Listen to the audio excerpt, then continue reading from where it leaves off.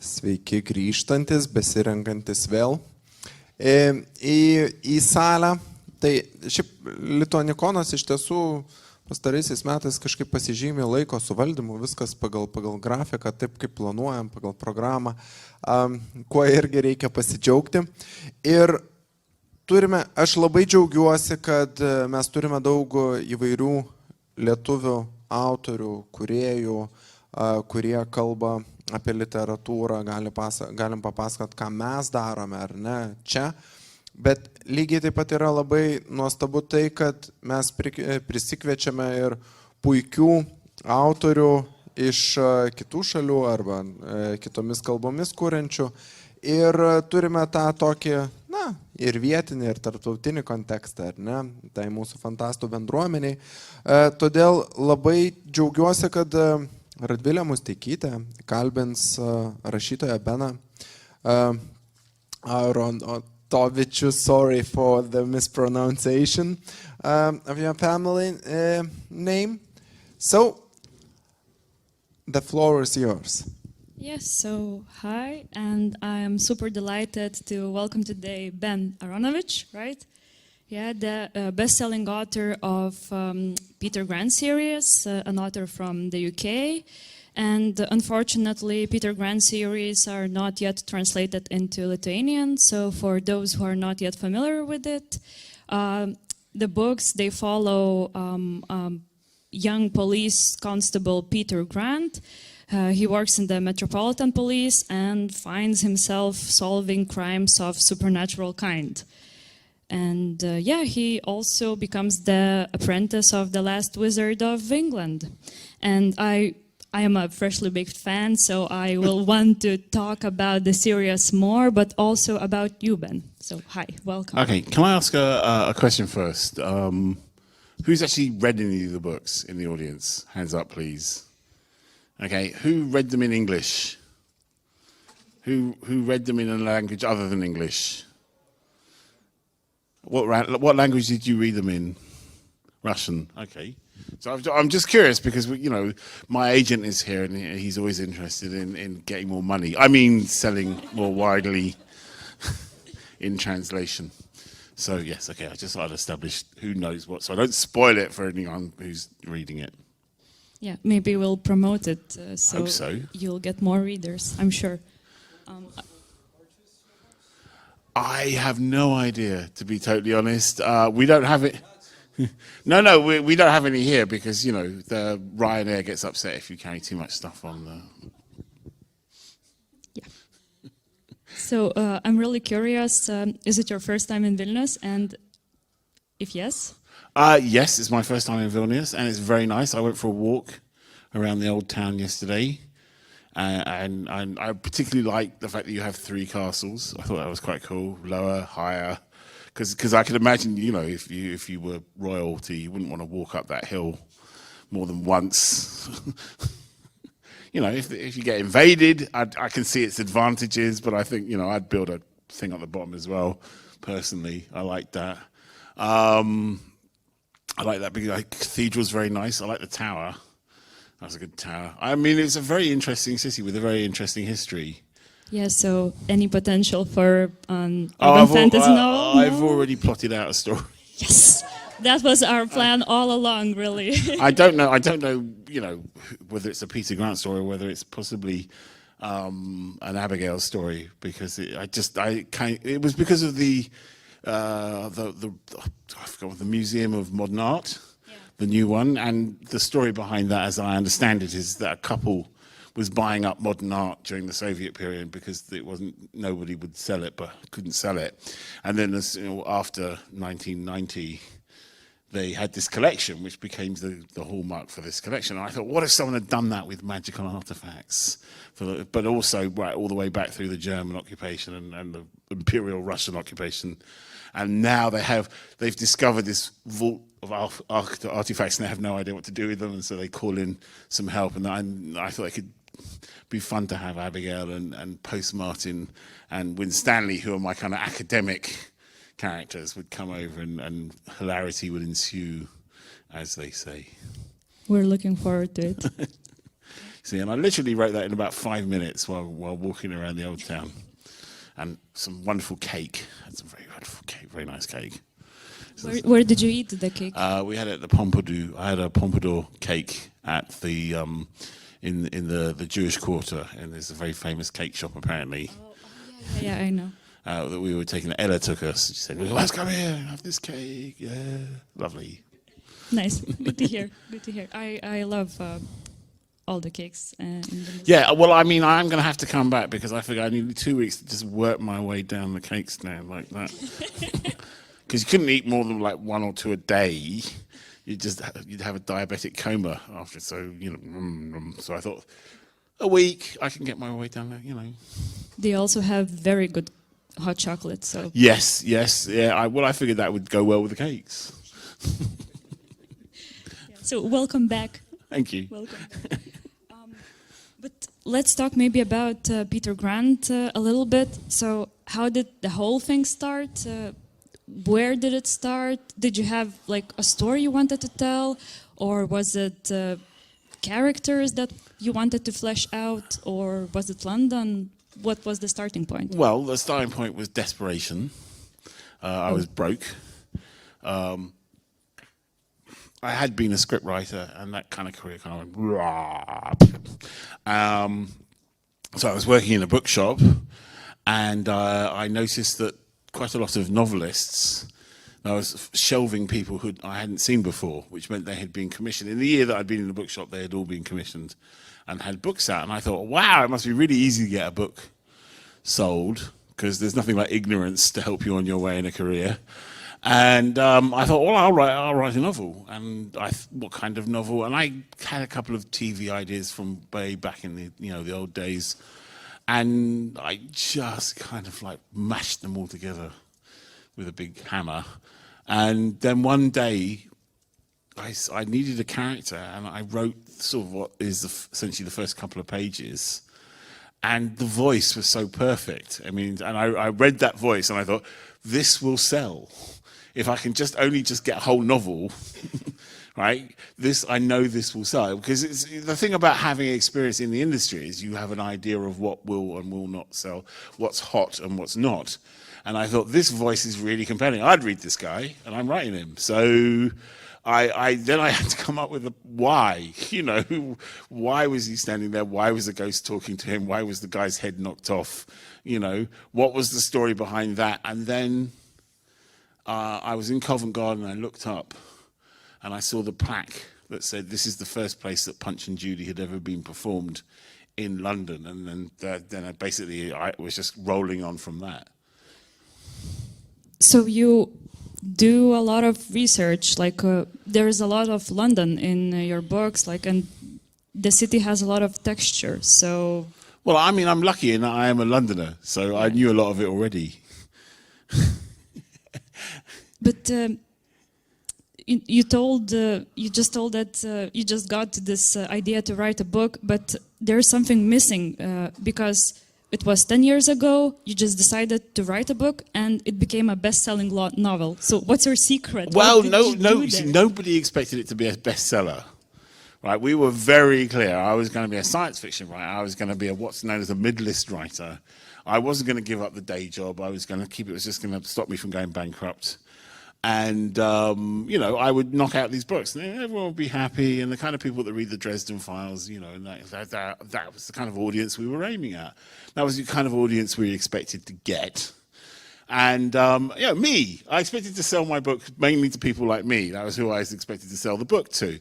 And the first inkling we had that things were going not according to plan was I had given my friends some books, as you do, because they give you a whole box of books and you hand them out to your friends. Read this, it's great.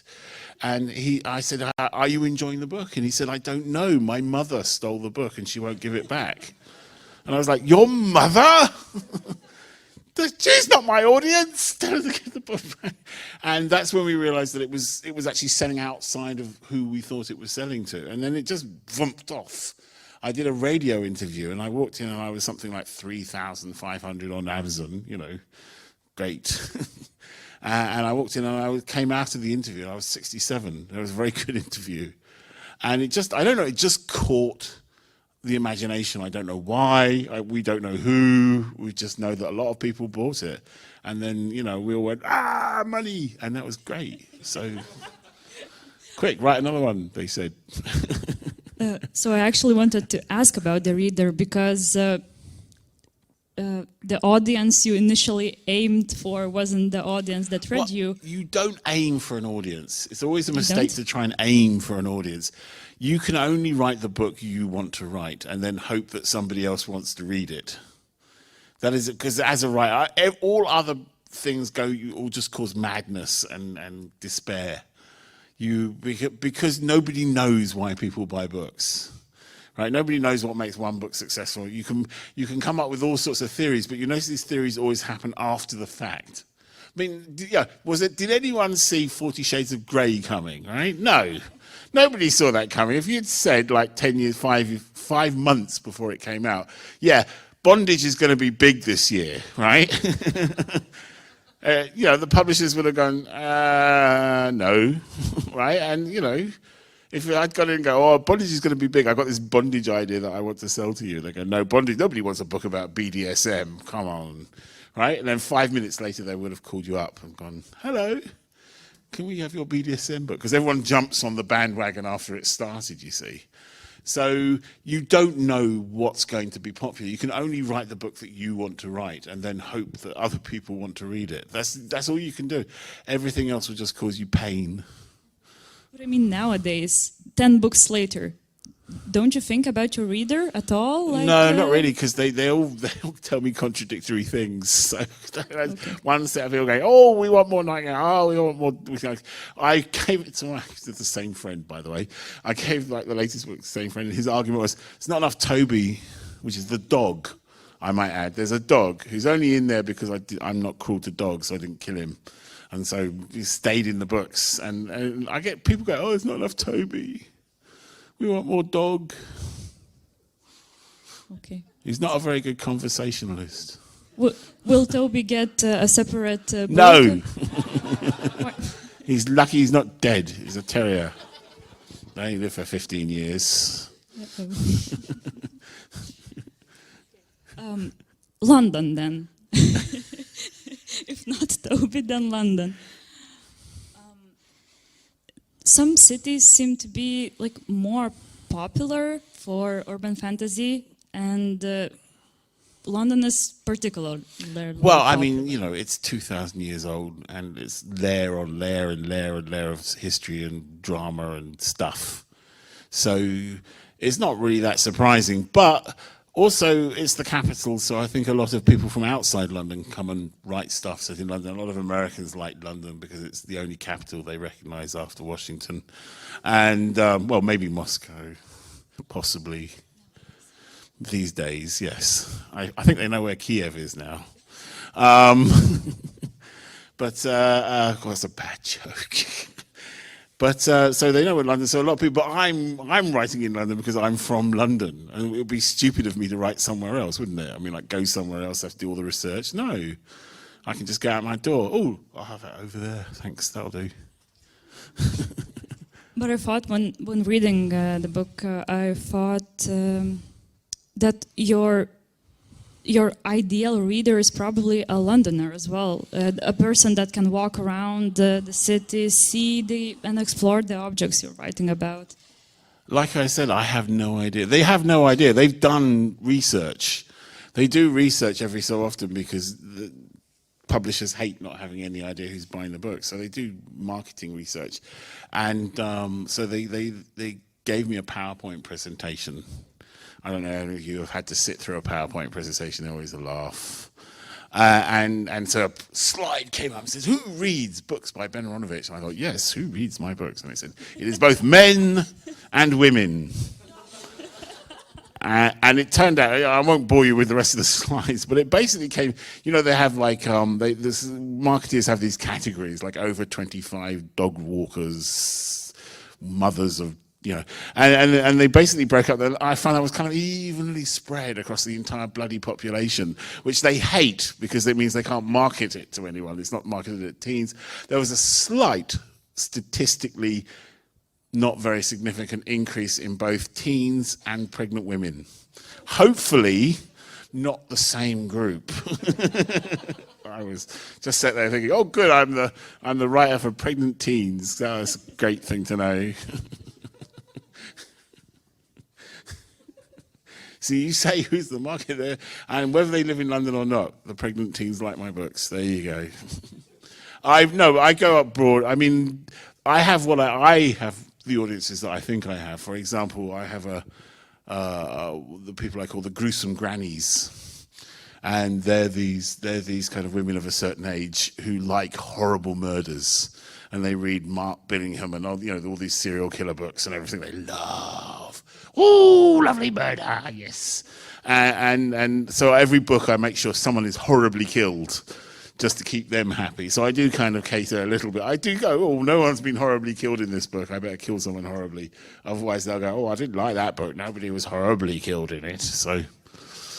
Your publisher will be happy to know that we have a lot of such. It's not my publisher. You have to convince. It has to be a Lithuanian publisher, because they're the ones that will do the translation. The translations are done by the local publishers. You see, we can have it cheap for the first 2 books, just in case. Great. Just in case you want to know.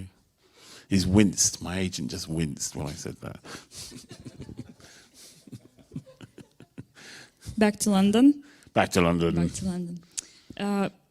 The city has probably changed a lot since you started writing. And do you incorporate sort of topical issues, or do you tend to avoid such things, like something that is very contemporary? I try to avoid the big things because they go out of date really quickly. So they wanted me to do more stuff about the Olympics, and I said no, because if I write it before the Olympics starts, I'll get it all wrong. And if I write it after the Olympics, everyone will go, oh, God, not the Olympics again. We're totally sick of the Olympics. So there are always themes and going through the books about certain things, and the policing has to stay up to date. I make sure the policing stays up to date, so all the procedures and everything are modern. But I'm only up to 2016 in the last book, so I'm falling behind. In fact, the next book I'm writing right now is going to be set in 2018, because I'm jumping 2 years to try and keep up with myself. Otherwise, because now it's becoming like a historical novel, I'm having to go back through newspapers going, what the hell was going on in January 2016? God. That's a lot of research. I like research. Writing and research is not work. Okay? It's really not work. Working in a shop is work. Digging ditches is work.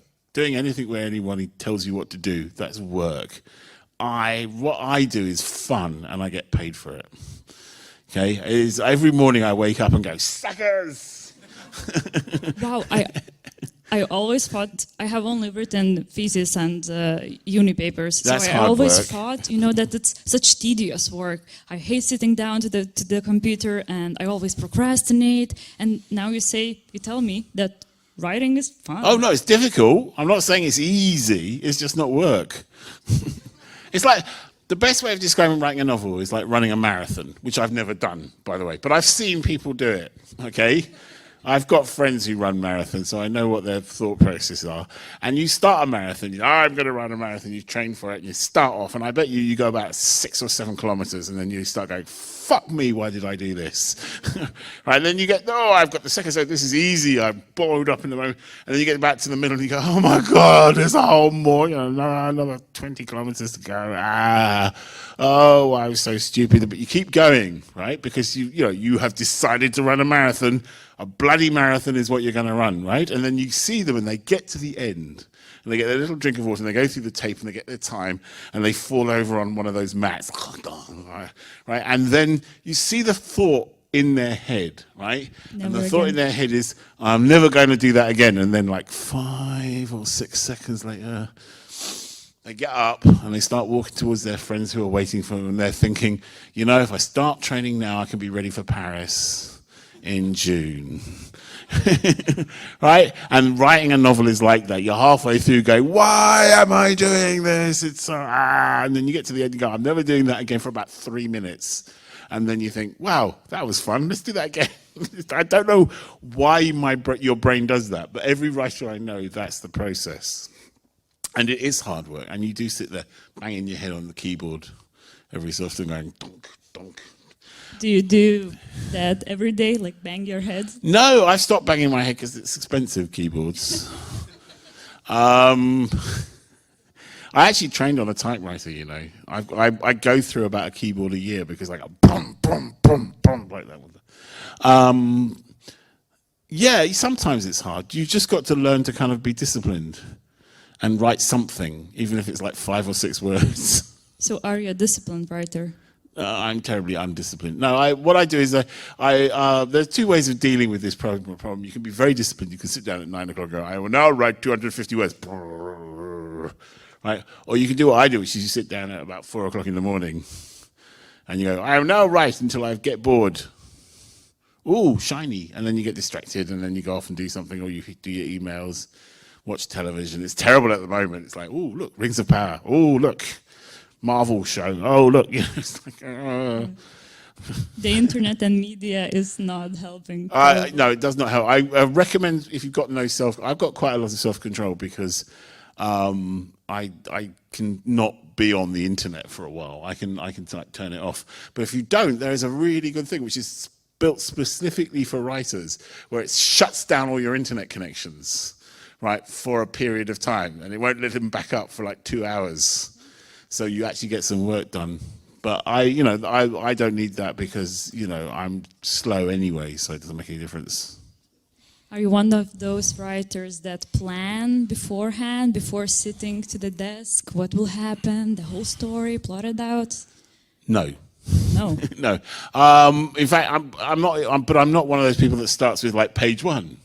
I wonder what I'll call him. I'll call him Bill. Bill walked into a room. No, some people write like that, but most people are somewhere on that spectrum. So I usually know roughly what's going to happen in the first third and a vague idea of what it's about and how it's going to end.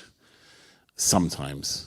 Sometimes I don't. Sometimes I find out how it's going to end about halfway through. I go, oh, that's how it ends. Good. And then you have this period of worry about halfway through the book where you're going, okay, what happens next? Usually that's the point where, a certain amount of keyboard head banging goes on. But then you go, oh no, I can do it. And then you suddenly, you sit there and go, blah, and you go, right, and then off you go. Have you ever set traps, if you're not planning, so have you ever set traps for yourself? Like you want to write something and then you remember, oh no, I did this and that in the first book and this is not possible. Not so far. Usually the other way around. Usually I think, oh, I did that in the third book and that leads on to this. Right? So, I mean, is everyone familiar with Chekhov's gun? Chekhov's gun, right? So, after all, someone pointed out to me that I essentially had a lot of Chekhov's guns, like in the books. I will arm a gun, and it never gets used, right? It gets, I just put it away. And so they started calling this Chekhov's arsenal. And I said, that's much too well organized, right? What I basically have is Chekhov's garden shed, right? And I don't know if you've got a garden shed. You have the garden shed and things get thrown into the garden shed and then the door's locked and you forget you've got them. And then you go into the garden shed and you start things that you've totally forgotten. You've got like gnomes, rakes, you need something like you go in looking for a hammer and you come out with a hose, and things like that. And that's basically how I work. I throw these things out there. I throw them in the shed. And then usually at the beginning of a book, I'm rummaging around in the shed going, oh, I haven't used that yet. Okay, put that over my shoulder and take that out. That's referenced in book 4. They'll love this when this comes out. Aha. Nice, okay. That is not what I expected because I thought that, bestsellers are always so roughly planned out. And No. People have the only thing that bestsellers have in common is that lots of people buy them. Right? Apart from that, the process by which they come about is that you have like for example the Osman books, which I know have been translated, right? Osman? the crimes, the cozy crimes, or what they're called. Thursday Murder Club, which I think has been translated into Lithuanian. When I read that book, I read that and I went, this is the most carefully calculated. I mean, that was the impression I got, the most carefully calculated to attract the widest possible British demographic you could possibly get and create a bestseller. But for all I know, he sat down and just went, oh, I want to write a cozy crime with this. May I ask a question? Yes? Do writers read differently? What, different from their own genre? No, I mean from read differently. Oh, God, yes. Film directors, for example. Yes. Watch a movie normally, like No. Once you've... No, we're the same. You're sitting there going, God, that's terrible characterization. Or, I mean, when I was young, when I was about 14, they say the golden age of science fiction is 14. From about the age of about 9 to about the age of about 17, I would read like 2 to 3 books a day, basically, and I would just eat them. And with no discrimination whatsoever was the quality of the writing or the plotting or the politics or anything. And then after a while, you learn to kind of like, you get a bit more picky. When you become a writer, it's like that, but only worse. You're like analyzing the food as you eat it. So you're sitting there going, oh, this has definitely got some carrots, some coriander, you know. And so if it's done well, you think, oh, that's really good. I like the way they put a pinch of coriander in that meal, right? If it's done badly, you go, oh, God, no, not grated carrot again, right? And reading books is like that. So you get across someone does something clever, you think that's important. When you get writers meet together, what they talk about is what I call the carpentry of writing, the carpentry of writing. And that's how you jump from one scene to another without it being jarring. Okay, and how do you get your characters to do something? How do you get inside your character's head? If you don't normally get inside your character's head, how do you get inside somebody else's head in terms of like boring bits? Boring, kind of like not making it boring, doing like difficult things. And there's an example I use, which is from Somerset Maugham, which I use when I'm talking about writing. And it's about transitions. And you've got your characters, they're staying at a hotel, and you want them to go somewhere the next day, right? And so you have them, they go back, you write the scene where they go back to the hotel, they check in, they have a night, the morning, and then they decide where they go, and they go the next day. And you've written all that, right? Or, Somerset Maugham, you have the line, they went back to the hotel, and the next morning, they went somewhere else. You see the difference? You see, one is like 400 words and one is like one sentence. And it's learning to do that that's actually quite a hard thing to do as a writer. It's learning when to just jump, because it's terrifying. Because you think, oh, but we have to have them go back and have breakfast. No. If it's not important, don't have them have breakfast. Unless it's hilarious. In which case, yes, have them have breakfast. If it's funny, keep it in. That's my motto. Thanks for asking about reading, because that sort of common question about formative works. So if you read everything, was there something that stick with you? I don't want to spill that down me stuff. Well, I was hoping that was going to be a longer question.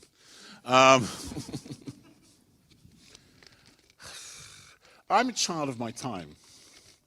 So I grew up, so if you think about the science fiction of the 50s and 60s, that's basically what I was reading. So I was reading a lot of Heinlein,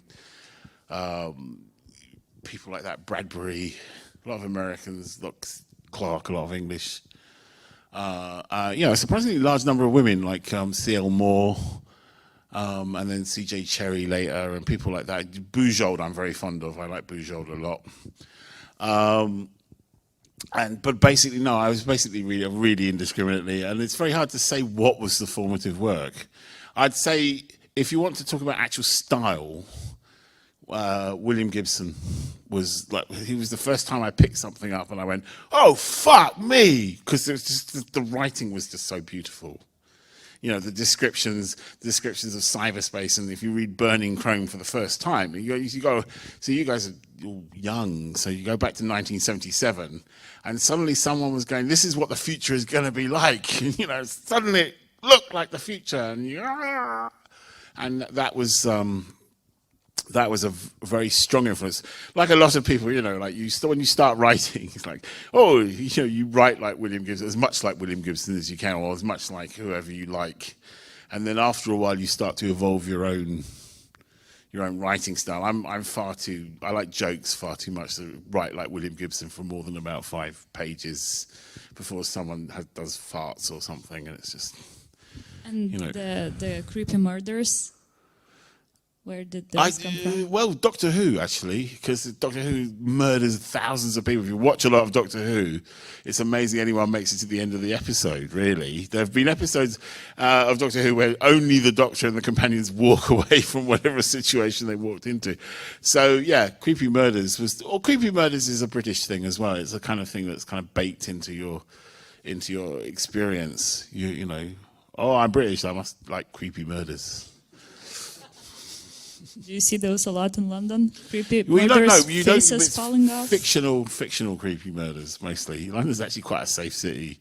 People try and make out that it's a big, bad kind of New York, but it's not. I've lived in some rough places in London, and compared to some rough places in other places I've been to, it's not even slightly rough, really. It's kind of great. I mean, I was in Brixton in 1985, and there was a riot going on, right? And I ran out of cigarettes. I was living in the middle of the riot. I walked out through the riot, through the lines of rioters, through the lines of policemen, found a shop that was open, bought some cigarettes, walked back through the policemen, through the riot. And there was a rioter, right, in a mask, right, turning traffic back, going, "Don't go down there, they'll stone your car." I thought, that's a very British riot, that is. A bloody rioter turning the traffic back. And, and then I walked back and then I watched the riot on television with a cigarette because I'd run out. You see, that was the important thing. It's amazing what nicotine addiction will do to you in terms of safety. So what are some crazy places in London you have visited?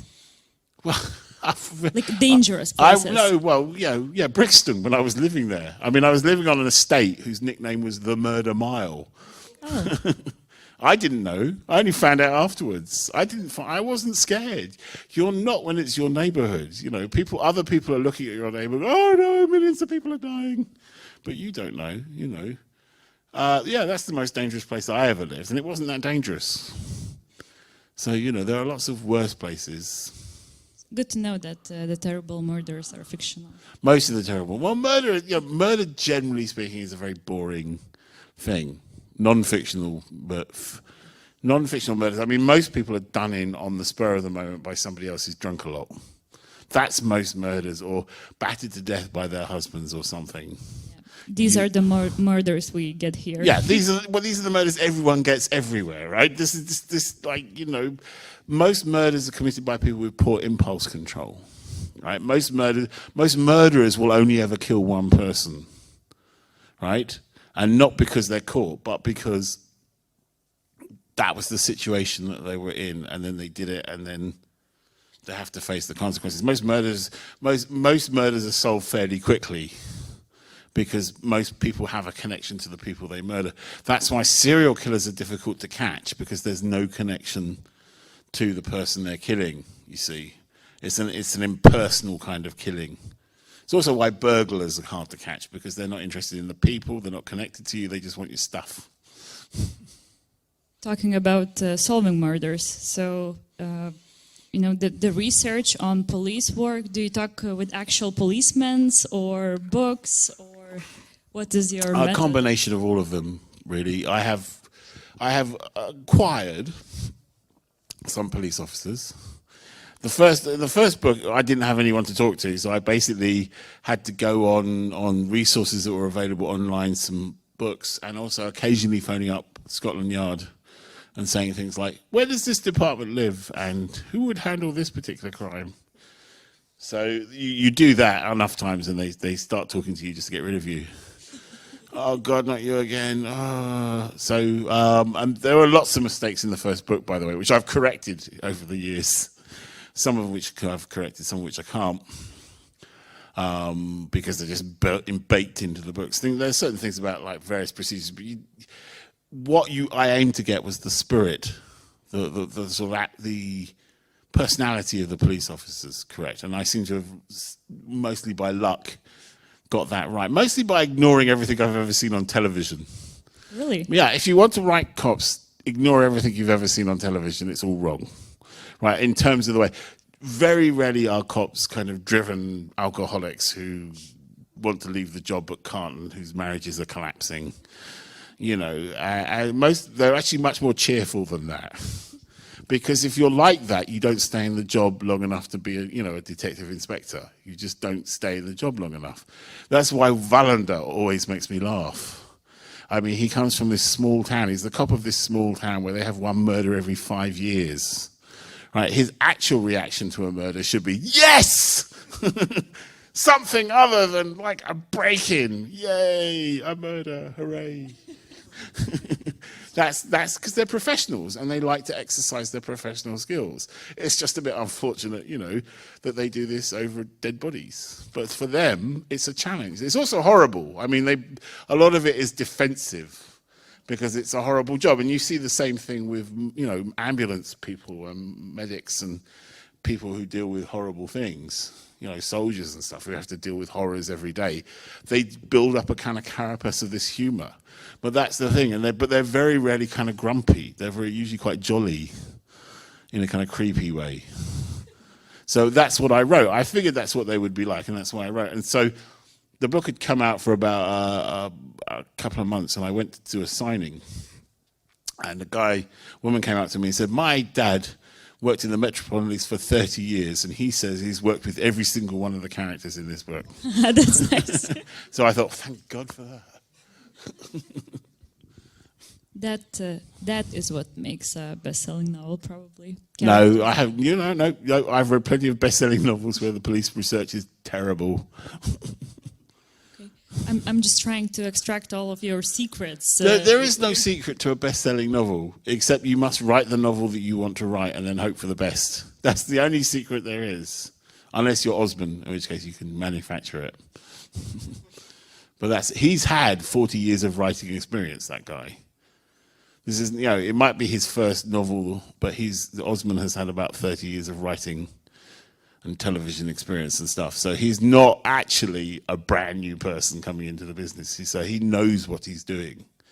Experience is useful. You have to write a lot. You get good at, you get better. It's like everything else. You get better at it the more you do it. I'm much better now than I was when I started the series. And I was already quite good because I'd spent 20 years not being published. But, you wrote the scripts for Doctor Who several episodes. Yes, yeah. That doesn't really necessarily a qualification for anything, to be honest. But those were good as well. Oh, I enjoyed it. I had a great time. Maybe that is the secret, Well, you have to enjoy it. I mean, I wouldn't trust someone who didn't enjoy doing it. You think, well, get out of the way. There's plenty of people who would enjoy doing it. Get out of their way. If you don't enjoy doing it, go and become a lawyer or something. I don't know. Whatever. As we say in London, whatever. Whatever. It's a great phrase, that. So, questions, yeah? I have a question. Yeah? You said that you wake up at 4 a.m. and start writing. Is that true, or is it just... In the summer. What happens is that I started writing, I was at work, and I had not a teenage, sort of 10 or 11-year-old son. And at that period, and unlike a proper teenager, he would not wake up at 9 and have to be kicked out to go to school. He would wake up at about 7. So, and want to talk to me, which I think is outrageous in a child. Wanting to talk to their parents. I never wanted to talk to my parents. I don't see why he has to talk to me personally. He likes to hang out with me and everything. It's awful. I didn't know, seriously, he wants to tell me his life story. I don't want to hear your life story. I didn't tell my parents anything from the age of 14 onwards. That's the way to bloody be a child. God, I blame this younger generation. Oh, they always want to tell you things. I'm not interested, I'm your father. Anyway, that I digress, right? So I had to get up at 4 o'clock in the morning to get any time to write whatsoever, because I would do that, get him ready, get him to school, go to work. And then when I got back from work, I was just knackered. And so I had to go to sleep. So Well, mainly because I was getting up at 4 o'clock in the morning. You get up at 4 o'clock in the morning. You have no social life, by the way, when that happens. You get to choose. You can have your child, your job, a novel, or social life. Pick any three, right? So in the old days, of course, I would have had a loving wife who would have done all of that stuff for me. But these days, that doesn't happen. See, people used to have all these kind of supportive spouses. If you read these, like, Victorian people who spent 7 years writing their novel, you always find there was someone beavering away, kind of doing all the work. But I didn't have that, so I had to get up at 4 o'clock in the morning. And I used to be one of those people that works at 3 o'clock, the other way round. I used to work up and, 12 o'clock, let's start work. But after that, it just got stuck. I got stuck at 4 o'clock in the morning. So in the summer, when it gets light in London about 5, I get up about 5 and I sit down, and then you can have like a good 2 to 3 hours of procrastination before you can start work. But it's still not 9 yet, you see. So you've done nothing for 2 to 3 hours except play games on your computer and read your emails and read the stuff. But you can still go, I still got the rest of the day to go because it's only 9 o'clock. Especially now that he's 26 and doesn't talk to me, thank God. Although he does like to talk to me about Marvel movies. I don't. Stop talking. I like Marvel movies. Go and talk to your friends. God's sake. Does he read your books? I don't know. I think so. I mean, it's not that they're not lying around the house in great heaps. So You should give him your books on Christmas as presents. No. He always gives me a list of what he wants for Christmas. They start doing that about age 12, in case you guys wondering. Once they're over about 11, there's no point buying them presents anymore. Give them money. It just saves time. All my nieces and nephews, I just give them money because it saves time. It's what I wanted when I was 11. So. Money for books. Yes. Yeah, I know. So, more questions, yeah? Would you like your books to become a TV series or maybe movie? Well, it's in development. It's in development, but that covers a multitude of sins. You can be in development for years and years and years and years and nothing, which I have been, by the way. I've been in development before and nothing has happened. If it's a good series.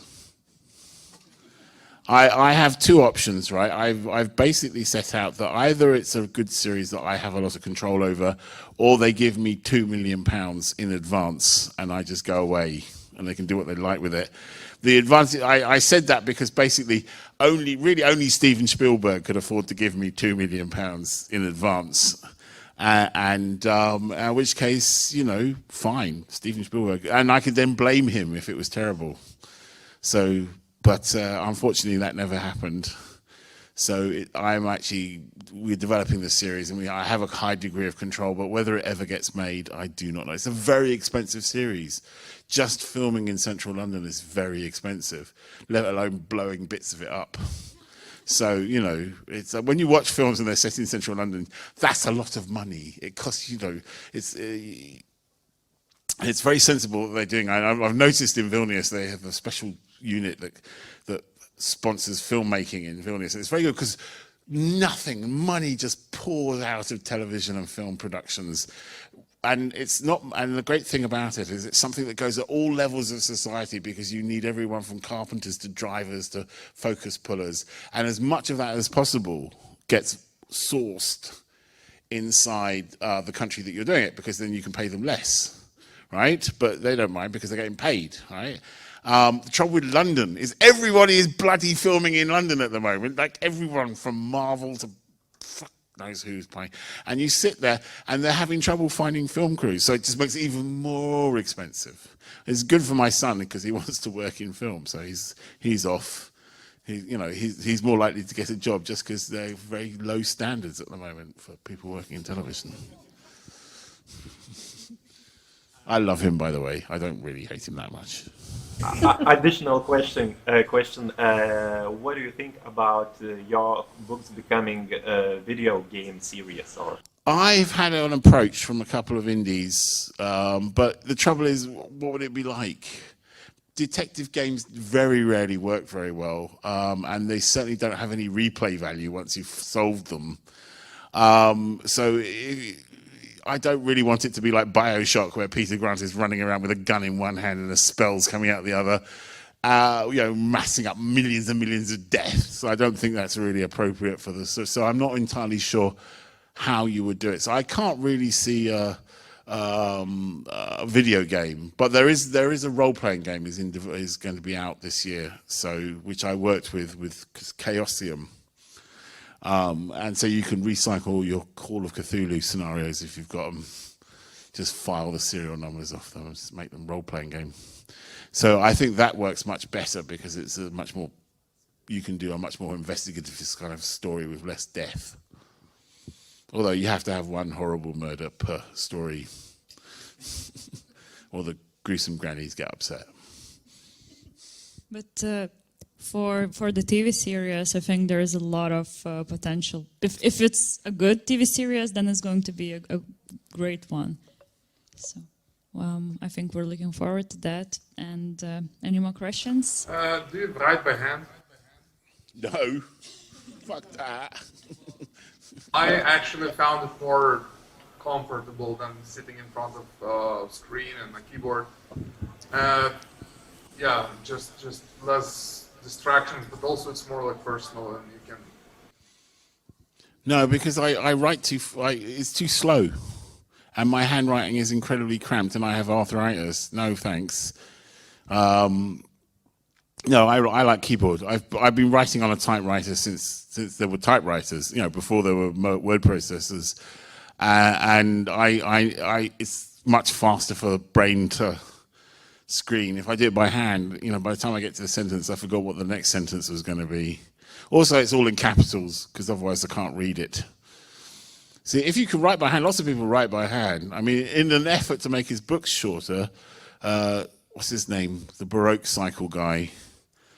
Neil Stephenson, he writes by hand. It hasn't worked, you notice.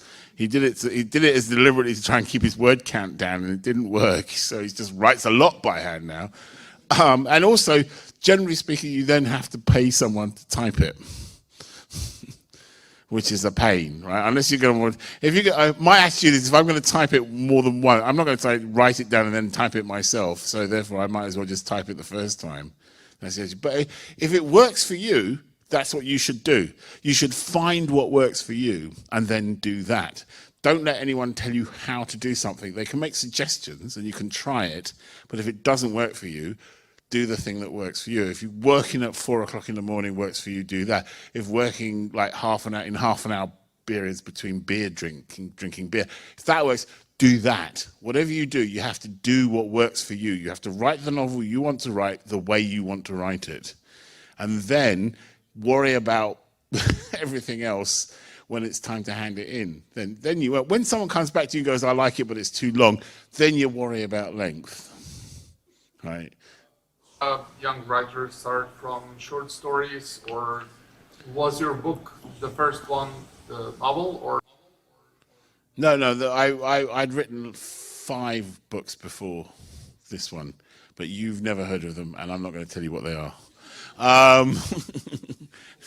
No, it's always if you go and they're all on the internet, you can find them. So most of them are out of print and will never be in print ever again because they're tie-in novels and things, and somebody else owns the copyright.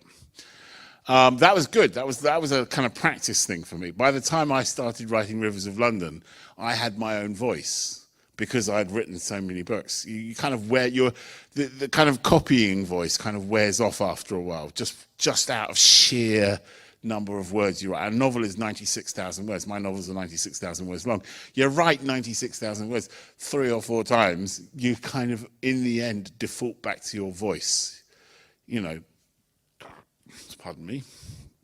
I had lots of carbohydrates yesterday. Dumplings. Very, very nice dumplings. So, what was I saying? Yeah, you got to find the thing that works for you. That's basically, you'll find your own voice. Just keep practicing. Writing is like everything else. You get better as you do it. The more you do it, the better you get, because you just get practice. It's just practice. Are you one of those writers that edit a lot, or? No. Very, very lazy. Once I've written it, I bloody well don't have to do it again. Thank you very much. I'm certainly not going to write 2,000 words and then throw 1,000 of them away. God, I worked on those 1,000 words. No, everyone is temperamentally different. Some people, especially if they've had journalistic training, right? So I've noticed this with my friends, the ones that were journalists write like 4,000 words in a day and then get rid of like 2,000 words and are very smug, right? And then people like me, we kind of like go, sentence. Another sentence. I sat down, you know who Brandon Sanderson is, right? Fairly famous writer, famous for his output. I caught a train with him once from Manchester to London, and he sat down, flipped open his laptop and started writing, and I swear it was continuous. He just wrote continuously all the way back. I mean, even most writers I know would write a bit, think about it, write a bit. No, sat there and just wrote like blah, blah, blah, blah, blah, blah, blah, blah. And we got off the train at Manchester. And it's famous as I don't know if it's true or not. He once wrote an entire novella on a flight over from the United States. Just got on the plane, finished the novella and then got off the plane. And that was it. I can't even get close to that level of productivity. I don't even try. But that is a ridiculous level of productivity. That's superhuman. That is ridiculous. It's just insane. I mean, I wouldn't mind if he was bad. You know, then you could go, whoa, of course he's bad. He writes so fast. It's the fact that he writes that fast and it's quite good. So it's like, bastard.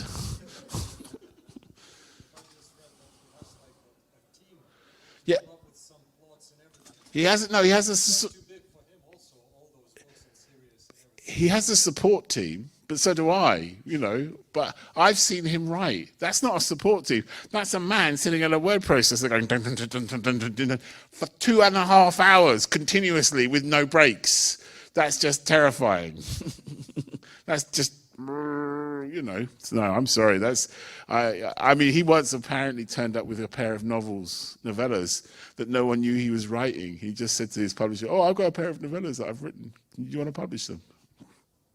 Nobody does that. Most people have to chase. Most writers have to be chased. Are you going to finish that book anytime this year? Maybe. Might do.